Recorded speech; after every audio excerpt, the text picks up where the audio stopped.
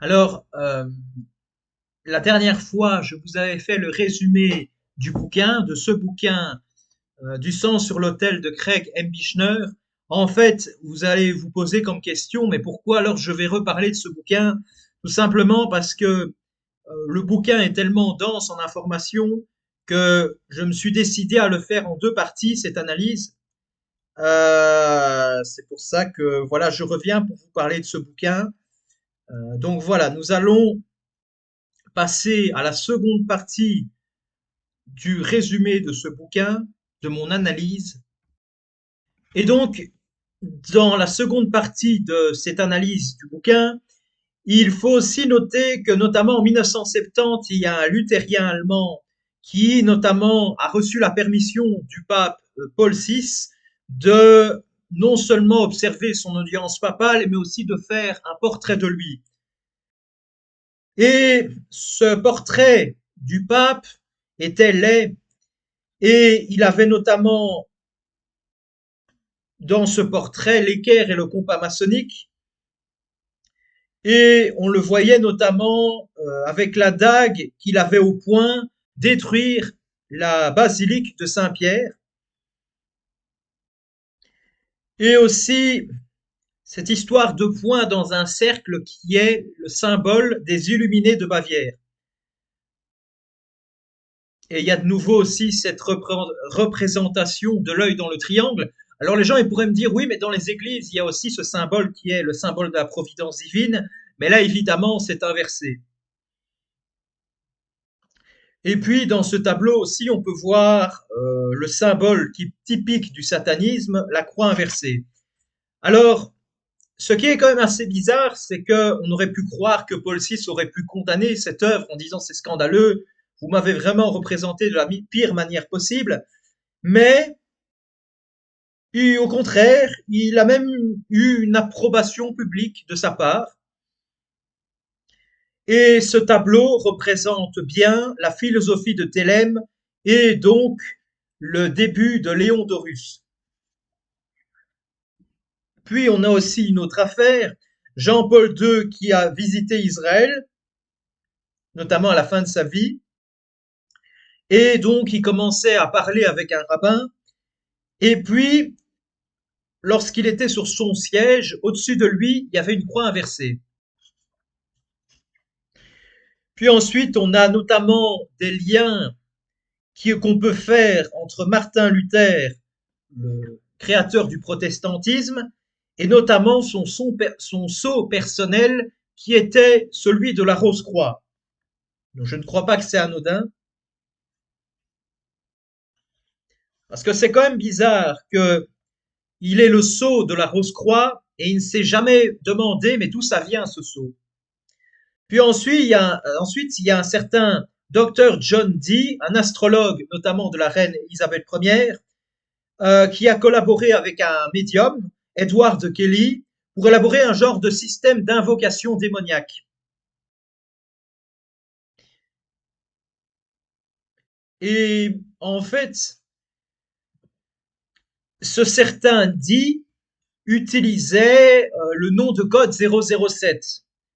Alors je suis sûr que ça vous dit quelque chose puisque c'est James Bond 007.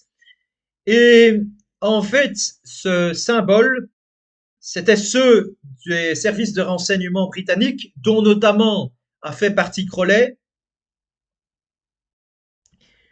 Puis ensuite, il y a, alors c'est peut-être lié, ce 007, c'est peut-être pas anodin avec, euh, peut-être que Ian Fleming, qui a écrit ces romans de James Bond, peut-être qu'il était lié à Aleister Crowley. Parce que c'est pas anodin cette histoire de 007. Puis ensuite, la franc-maçonnerie a toujours été plutôt anglicane, notamment que ce soit au niveau des francs-maçons, même les monarques eux-mêmes, notamment les aristocrates et la bourgeoisie. Il y a aussi dans l'Église anglicane, pas seulement le protestantisme en tant que tel, une forte imprégnation occulte. Bien, par exemple, la reine Elisabeth Ier euh, L'anglicanisme critique le culte à la Vierge Marie, mais d'un autre côté, il vouait un culte, notamment les gens de la Renaissance, à Élisabeth Ier, la prenant pour la nouvelle Isis. Puis ensuite, il y a eu notamment, en parlant d'autres courants protestants, le mormonisme, donc c'est Joseph Smith qui a créé le mormonisme, et il a fait des adultères en série. Et celui-ci, ce Joseph Smith, il mourut lynché par ses frères maçons pour avoir en tout cas dévoilé les secrets maçonniques. Et en plus, aujourd'hui, on dit aux Mormons qu'ils sont les vrais dépositaires de la franc-maçonnerie, donc ça prouve bien qu'il y a un lien. Il y a aussi, comme je vous avais parlé là tout à l'heure, dans la dernière vidéo du célèbre, voilà, de la célèbre entre guillemets pensée positive que beaucoup de coachs en développement personnel vous parlent, et un certain Norman Vincent Peale, c'est lui qui a parlé de cette pensée positive, et c'était un membre éminent du 33e degré. Puis alors, par la suite, on se rend compte que Crowley lui-même jugeait artificielle la séparation entre l'homosexualité et la pédérastie. Alors, il y a notamment certaines enquêtes, il n'y en a pas beaucoup, mais qui prouveraient qu'il y a un lien entre l'homosexualité et la pédocriminalité, que ce serait majoritairement des gens homosexuels qui commettraient la pédocriminalité. Et puis, déjà à l'époque, parce que ce bouquin a été écrit en 2005-2006, il y avait déjà les lobbies LGBT. Donc ça fait déjà depuis un certain nombre d'années. Euh, et lorsqu'on avait parlé dans l'ancienne vidéo de Charles Fuller, en fait, il était dans l'ordre d'étoiles d'argent, l'AA. Comme je vous l'avais dit, c'est quand même un ordre qui est quand même important dans l'auto.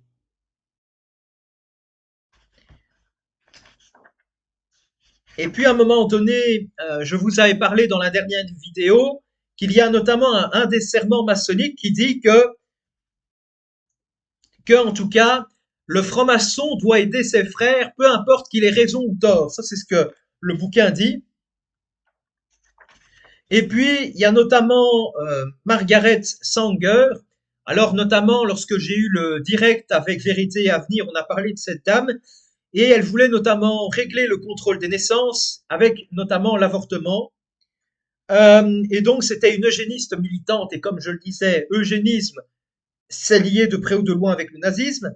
Et donc, elle a été aussi liée au Ku Klux Klan. Donc, c'est pas étonnant qu'elle soit liée au Ku Klux Klan, étant donné qu'elle était eugéniste.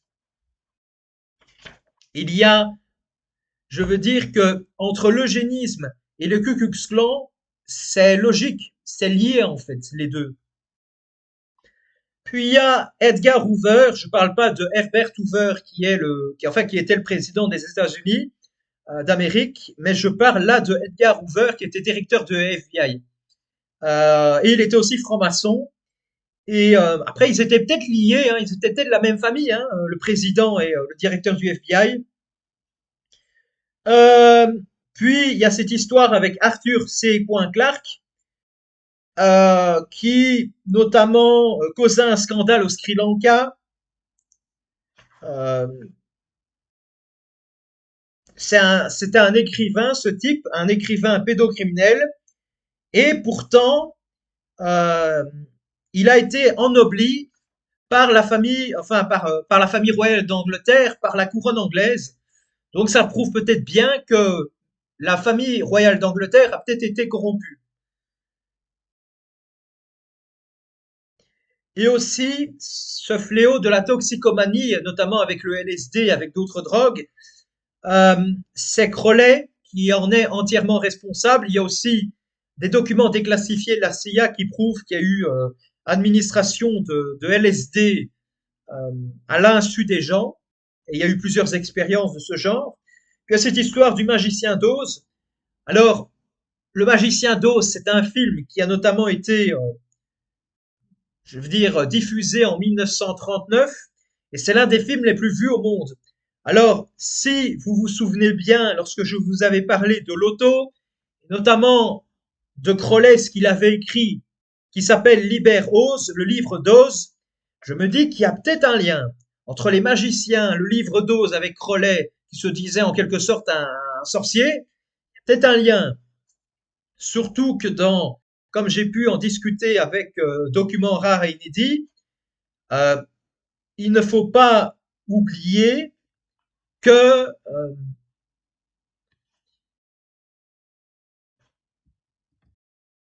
que l'arc-en-ciel, notamment dans le magicien d'Oz, ça veut bien dire peut-être passer de l'autre côté du miroir, mais ça peut aussi, voilà, les couleurs de l'arc-en-ciel, je ne sais pas si c'est anodin qu'ils les aient utilisées pour le drapeau LGBT. Et puis, notamment dans le glossaire, lorsqu'il parlait en fait de Léon Dorus, il parlait notamment que ça s'appelait aussi l'âge de l'enfant, appelé nouvel âge ou New Age.